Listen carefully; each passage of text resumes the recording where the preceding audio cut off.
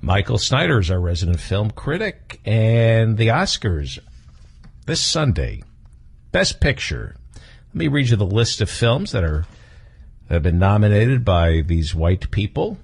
And hey, come on. What? White lives matter. Okay. The Big Short, Bridge of Spies, Brooklyn, Mad Max, Fury Road, The Martian, The Revenant, Room, and Spotlight. What is going to win? What should win?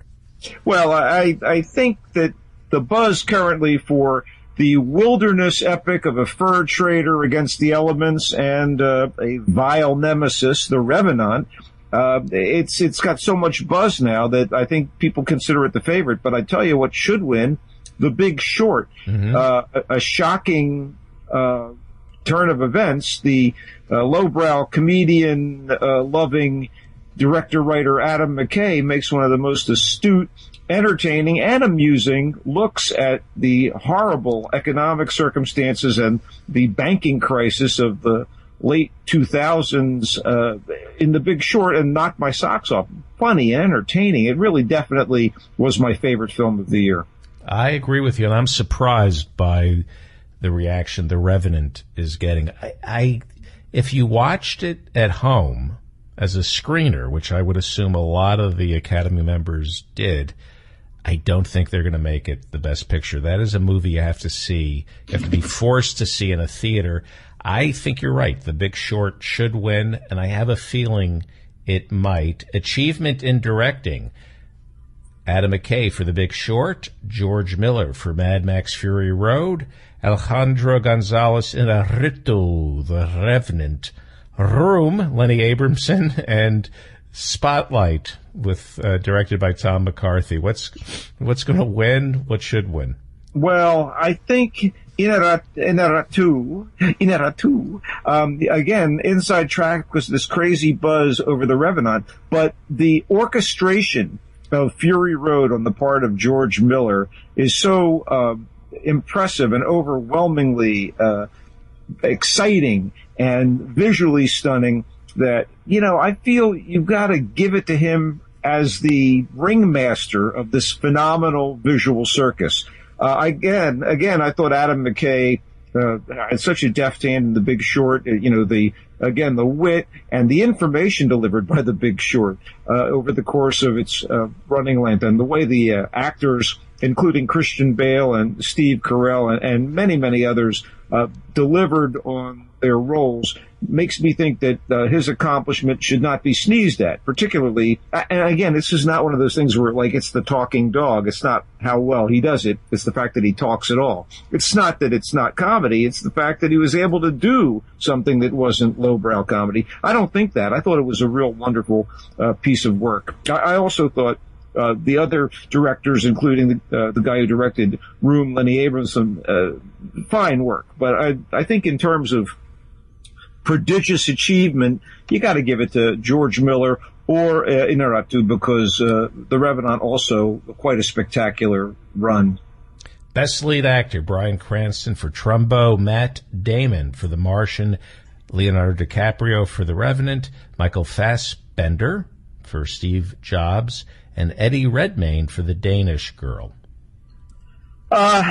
DiCaprio is your probable winner. Again, I just feel like there's this bizarre buzz and wave going through the movie industry during award season to give him the recognition they feel he deserves for the work he's done. But for me, Bryan Cranston's performance was the most nuanced and compelling as Dalton Trumbo, the blacklisted screenwriter responsible for so many wonderful movies. And Cranston's performance showed shades and tones you never saw in his Walter White. Again, a prodigious performance, his lead role in Breaking Bad, the TV series. I also think, Eddie Redmayne's great, but I see that every night I'm out in West Hollywood. I'm kidding. It would be nice to give this year's Oscar to somebody who played Walter White, Bryan Cranston. In keeping with a theme.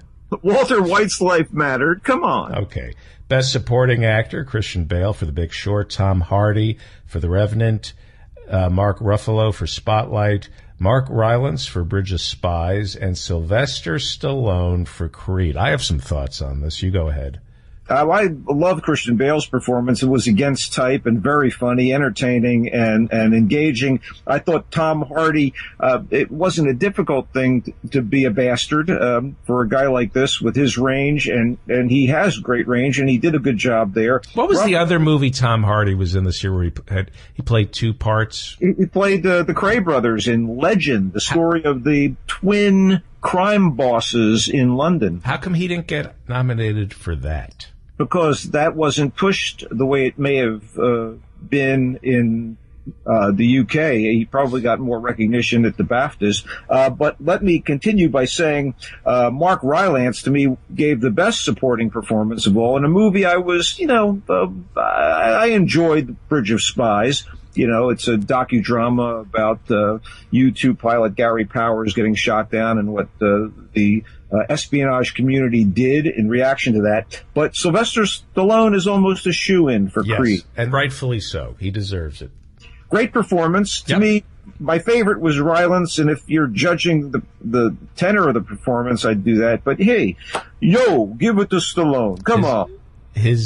Not only his best performance ever, his only halfway decent performance. I mean, I've never seen him in a movie. I don't think there's any movie but he was great. He was great in Creed. No, come on, Copland. You should seek out Copland. I remember Copland, and he was great up until the end, and then he just chewed the scenery in the shootout when he loses his hearing. And right. He ruined the movie. That was his Boogie Nights for Burt Reynolds, Well, there you go. Yeah. All right. Best lead actress, Cate Blanchett for Carol, Brie Larson for Room, Jennifer Lawrence, Joy, Charlotte Rampling, 45 Years, and Saoirse Ronan. Saoirse Ronan. Those Gaelic spellings are so enigmatic, are they not? Yes. Now, Charlotte Rampling, is she the one who gave an interview saying that there was nothing wrong with only white people being nominated? Perhaps. Okay. I look away from such horrible sentiments when they are put before me. She's good in the movie, 45 Years, fantastic performance. Jennifer Lawrence, to me, almost doesn't deserve to be in this thing. She pulls out a lot of her tics and tricks. She's very entertaining and enjoyable. The movie was not great. Cate Blanchett was almost overshadowed by a woman who is listed as a supporting actress, being Rooney Mara in Carol, the lesbian love story set in the early 50s. And I got to tell you, it looks beautiful. And I left humming the art direction. I surely did. And Saoirse Ronan is bravura in Brooklyn. But to me, the will win and should win is Brie Larson in Room as a woman who has been confined with her small child to one room and finally sees a crack of light as the world opens up to her. And I don't want to give more details about the movie if people haven't seen it, but Brie Larson, it was fantastic in Room. Okay. Room is a good movie, not as good as The Room. Well, I don't know. It's a room with a view. Okay. Have you ever seen The Room? Yes. Okay. Have you seen The Rheumatism? You will. Yeah. Best Supporting Actress, Jennifer Jason Leigh for The Hateful Eight, Rooney Mara for Carol, Rachel McAdams for Spotlight, Alicia Vikander for The Danish Girl, and Kate Winslet for Steve Jobs. I gotta say, I was not thrilled by The Hateful Eight, although Jennifer Jason Leigh, Yeah, she's very, very good in it. And yes, it's a movie. It's one of I believe it's one of his lesser films, despite the money on screen and the 70 millimeter. And, to me, it smacks of self-indulgence from top to bottom, but great actors gathering together and spitting out his sometimes hilarious dialogue, but it's a little too much and a little too little somehow at the same time. And a little too long. Very much so. So let's keep moving. Rachel McAdams, good, small role in Spotlight as part of the crusading bunch of journalists who uncover the ugliness and child molestation in the Boston Archdiocese. She's good. Alicia Vikander in The Danish Girl is the heart and soul of that film. Eddie Redmayne as the first transsexual patient, the first person to undergo a male to female transsexual operation. He's fine and dandy and great, and it's a very showy role. But Alicia Vikander is the heart and soul of it. And I think if there was any kind of justice, I think she'd probably win. And Kate Winslet was good in Steve Jobs, but pales next to Alicia Vikander's performance, but it wasn't the best performance she gave this past year. She plays an AI in female form in a movie called Ex Machina, which is actually one of my favorite movies of the year, and I thought that was an even better performance. Rooney Mara, to be fair, was terrific in Carol. And somehow the art direction and makeup people made her look like Audrey Hepburn, which was astonishing in and of itself. But hey, let's move on. Okay, animated feature, Anomalisa, Boy in the World, Inside Out, Shaun the Sheep movie, When Marnie Was There. Inside Out should win, and I think it will win. It's one of the best Pixar films in their entire run. And charming, funny, the inner thoughts of a prepubescent girl is embodied in 5 aspects of her personality. Just a wonderful film, very moving in places. Boy in the World is amazing in and of itself, but not enough people saw it. Anomalisa, to me, is the intellectual's choice because it deals with feelings of isolation. It deals with, the nature of society, its oppressiveness, its herd mentality, and it does so in a very artful way using stop motion. It's like we haven't seen anything quite like it, but it also is a bit self-indulgent, and it does go on, and it makes use of a single voice for many of the characters who all seem to have the same face as well, and it ended up kind of draining me. And for all of its intellect, and it's the work of Charlie Kaufman, the guy who wrote Being John Malkovich and Eternal Sunshine of the Spotless Mind. I got no argument with him. But I think that Inside Out is hands down the best choice here. Aardman Animation's Shaun the Sheep movie, wonderful and charming. Again, I don't think enough people saw it. Okay. Best documentary feature, Amy, Cartel Land, The Look of Silence, What Happened, Miss Simone, and Winter on Fire, Ukraine's Fight for Freedom. Every last one of those films is worth people's time. Yeah. Every last one of them is good. I think my favorite of them is Amy because it broke my heart. The story of Amy Winehouse, the British soul singer whose life goes into a spiral downward because of drugs and also manipulative and controlling men in her life. It's a powerful film. Cartel Land, an important movie as well. You got to see how the craziness of the drug lords and the complicit nature of some of the various police on the case of drug dealers and whatever. All of that is just, it's must see. I should mention Asif Kapadia, the director of Amy, and Mr. Heineman, the director of Cartel Land, were on our show, and we will post links to those interviews on our Facebook page. What is The Look of Silence about?